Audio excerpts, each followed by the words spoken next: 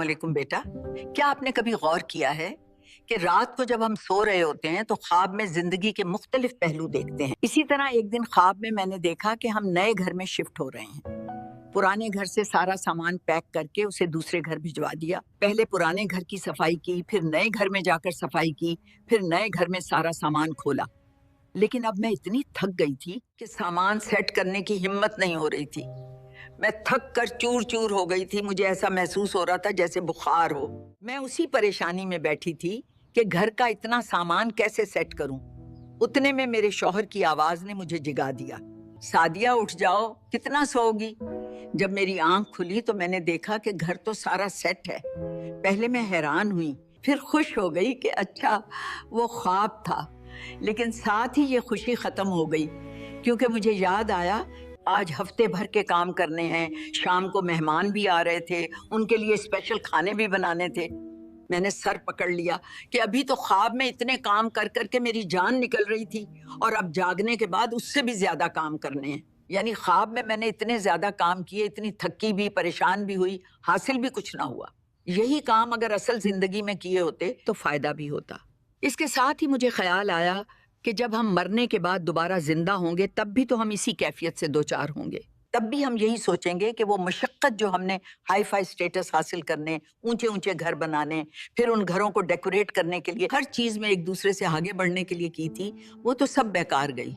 वो स्टेटस, वो घर, वो डेकोरेशन, वो सब वक्ती था, एक ख्वाब वाली जिंदगी की तरह। वो तो उसी दुनिया में ही रह गया। असल जिंदगी तो ये थी, उसके लिए तो हमने कुछ भी नहीं किया। हम कितने बेवकूफ थे कि बेमानी चीजों के पीछे भागते रहे और ये जिंदगी जो हमेशा रहने वाली है उसकी डेकोरेशन और इसके ऊंचे स्टेटस के लिए कोई भी कोशिश नहीं की। आपको पता है जन्नत में भी दर्जे होंगे, वहां भी ऊंचे दर्जे वालों का स्टेटस हाई होगा। वहां जब हम गुर्बत की आखिरी लकीर में खुद को देखेंगे तो खुद को कोसने और अफसोस करने के सिवा कोई चारा नहीं होगा। अभी भी वक्त है, दुनिया के ख्वाबों से निकलें और असल जिंदगी जो कि आखिरत की जिंदगी है उसमें हाई स्टेटस हासिल करने के लिए स्ट्रगल कर। आखिरत का बैंक बैलेंस तो बहुत आसानी से भरा जा सकता है। हमारा दीन मशक्कत नहीं है, वो तो हमारी जिंदगी को आसान बनाने के लिए है। अपने रोजमर्रा के कामों को सुन्नत के मुताबिक करना शुरू कर दें, जिंदगी भी आसान हो जाएगी और आखिरत की तैयारी भी। हम सोते तो वैसे भी हैं, अगर उसी सोने को सुन्नत के मुताबिक कर लें तो वही नींद इबादत बन जाती है। हम खाते पीते तो वैसे भी हैं, अगर सीधे हाथ से बैठकर सुन्नत के मुताबिक खा लें तो नेकियां लिखने लगती हैं। बाथरूम जाना तो रोज का अमल है, अगर दुआ पढ़कर जाते हुए बायां पांव अंदर रखें और वापस आते हुए दायां पांव बाहर निकालें तो वही रोजमर्रा का अमल सवाब बन जाता है। अब जरा सोचें, आप क्या समझते हैं कि दीन ने जो असूल बनाए हैं इससे इस्लाम को कोई फायदा होता है? नहीं बेटा, आप किसी भी अमल को उठाकर देख लें, इसमें फायदा सिर्फ और सिर्फ हमारा ही है। आप वक्त पर सो जाएं, वक्त पर उठें, बैठकर खाना खाएं, खड़े होकर पानी ना पिएं, इससे दीन को क्या फायदा मिलता है? इससे हमें सेहत मिलती है।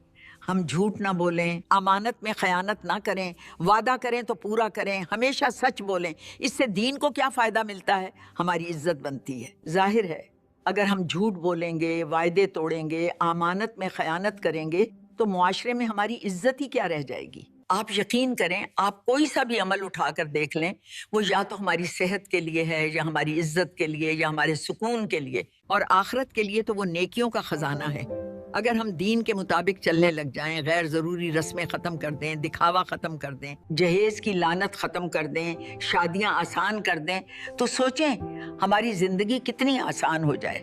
हम पूरे मुआशरे को तो नहीं बदल सकते, हम खुद को तो बदल सकते हैं ना।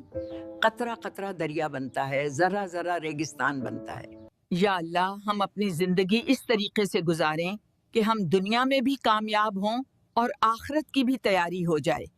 या अल्लाह, हमें आखिरत की फिक्र करने वाला बना, हमें ऐसा बना दे कि हम तुझे पसंद आ जाएं। या अल्लाह, जब मौत आए तो हमारे सारे गुनाह मुआफ हों और तू हमसे राजी हो। आमीन या रब्बिल आलमीन।